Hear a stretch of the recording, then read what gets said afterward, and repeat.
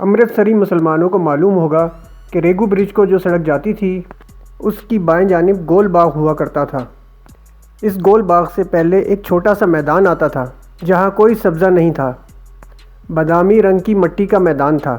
اس میدان میں دو بزرگوں کے مزار تھے، جن میں سے ایک بزرگ کا نام فتح شاہ بخاری تھا اور دوسرے بزرگ کا نام شنکر شاہ صاحب تھا۔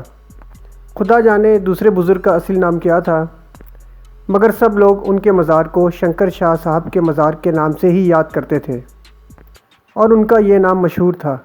یہ دونوں مزار پاس پاس تھے۔ شنکر شاہ کے مزار کے احاطے میں درخت تھے اور ایک کنواں بھی تھا۔ فتح شاہ بخاری کے مزار کے ارد گرد دریک کے درخت ہوتے تھے۔ اس مزار کو فتح شاہ بخاری کے مزار کے نام سے پکارا جاتا تھا۔ مجھے یاد ہے بچپن میں میری والدہ تہاری کے چاولوں کی دیگ پکوا کر یہاں مہینے کی ہر جمعرات کو لایا کرتی تھیں۔ میں اور میری چھوٹی بہن اور والد صاحب بھی ساتھ آیا کرتے تھے۔ تہاری نمکین چاول ہوتے ہیں جن میں ہلدی کی آمیزش کی جاتی ہے اور بڑے لذیذ ہوتے ہیں۔ والدہ کی وفات کے بعد میرے والد صاحب نے یہ فرض سنبھال لیا۔ وہ مہینے کی ہر جمعرات کو دیگ پکوا کے لاتے اور فتح شاہ بخاری کے مزار پر خود لوگوں کو تقسیم کرتے۔ ہم سارا دن مزار شریف پر گزارتے۔ میں اپنی بہن کے ساتھ میدان میں دوڑے لگاتا۔ فتح شاہ صاحب کے مزار کا متولی والد صاحب کا دوست بن گیا تھا۔ والد صاحب اسے شاہ جی کے نام سے پکارا کرتے تھے۔ والد صاحب نے بستر مرگ پر لیٹے ہوئے جو مجھے اہم مشن تخفیض کیا تھا، اس کے سلسلے میں کہا تھا کہ میں امرتسر جا کر فتح شاہ صاحب مزار کے متولی سے ملوں۔ ہو سکتا ہے کہ وہ ابھی تک زندہ ہوں، وہ میرے مشن کے سلسلے میں میری مدد کر سکتے ہیں۔ چنانچہ امرتسر کے ریلوے بارڈر کی دیوار پھاندنے کے بعد میں نے سڑک پار کی اور گول باغ میں داخل ہو گیا۔ میں 12 سال کے بعد گول باغ میں داخل ہو رہا تھا۔ یہاں بھی سوائے چند ایک درختوں کے کوئی چیز نہیں بدلی تھی۔ کچھ درخت ضرور غائب ہو گئے تھے۔ گراؤنڈ میں گھاس بھی پہلے سے کم نظر آ رہی تھی۔ باقی سب کچھ ویسے کا ویسا ہی تھا۔ میں باغ سے گزر کر خالی میدان میں داخل ہو گیا۔ اس میدان کا ایک کنارہ امرتسر کے گیٹ کے سیڑھیوں والے پل کے قریب جا لگتا تھا۔ اسی میدان میں سید فتح شاہ بخاری کا مزار تھا۔ یہاں ضرور تبدیلی آ چکی تھی۔ میدان کے کنارے کنارے کھوکھے ہی کھوکھے بنے ہوئے تھے۔ بعد میں معلوم ہوا کہ یہاں پھلوں کی منڈی بھی بن گئی ہے۔ ایک طرف ریڑے اور چھکڑے کھڑے تھے۔ مزار کی چار دیواری ویسے کی ویسے ہی تھی، اور معلوم ہوا کہ ہندو سکھ یہاں آ کے چڑھاوے چڑھاتے ہیں اور منتیں مانگتے ہیں۔ میرے بچپن کے دریک کے درخت بہت زیادہ گھنے ہو گئے تھے۔ مزار کے دروازے پر اسی طرح چمکدار جھالروں والا سہرا لٹک رہا تھا اور فضا میں اگربتیوں کی خوشبو رچی ہوئی تھی۔ شام کی سیاہی آہستہ آہستہ آسمان کو اپنی لپیٹ میں لے رہی تھی اور مزار کے اندر مٹی کے کچھ دیے بھی جل رہے تھے اور دروازے کا اوپر والا بلب روشن ہو گیا تھا۔ ایک سکھ ہاتھ باندھے سر جھکائے اپنی بیوی کے ساتھ مزار سے باہر نکل رہا تھا۔ 2-3 ملنگ درختوں کے نیچے بیٹھے ہوئے تھے۔ خدا جانے یہ مسلمان ملنگ تھے جو میرٹھ امبالے کے شہروں سے یہاں آ گئے تھے، کیونکہ امرتسر شہر میں کوئی مسلمان نہیں تھا۔ مجھے ابھی تک CID والے ہندو کا خیال آ رہا تھا۔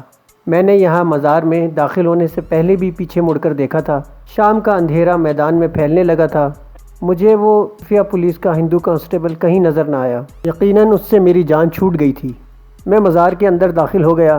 ایک طرف کھڑے ہو کر فاتحہ پڑھی اور پھر بائیں جانب ایک کوٹھری بنی ہوئی تھی، اس طرف غور سے دیکھا۔ کوٹھری کے اندر ایک بلب روشن تھا۔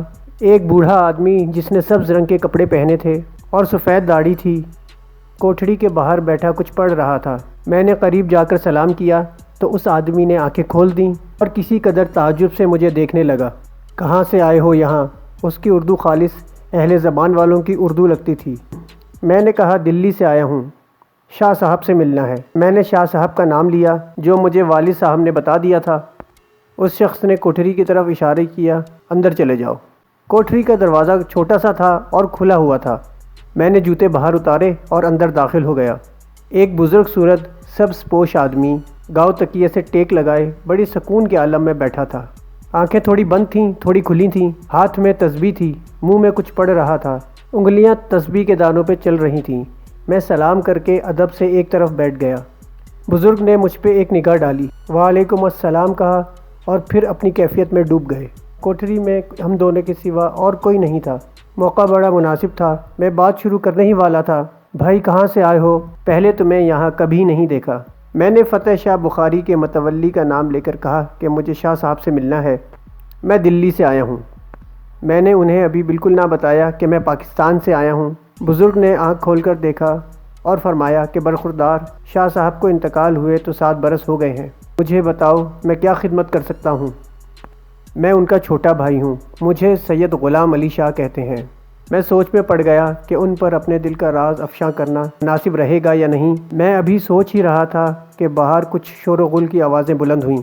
سید صاحب نے کڑکدار آواز میں پوچھا، یہ باہر کیا ہو رہا ہے؟ حیدر علی، مزار کا ایک ملازم گھبرایا ہوا اندر داخل ہوا۔ شاہ جی، باہر پولیس آئی ہے، تھانے دار بھی ساتھ ہے، کہتا ہے کہ یہاں پاکستان کا کوئی جاسوس چھپا ہے۔ میں فوراً سمجھ گیا کہ وہ CID والا ہندو جو جالندھر یا دلی سے میرے پیچھے لگا ہوا تھا، وہ پولیس لے کر مجھے گرفتار کرنے آ گیا ہے۔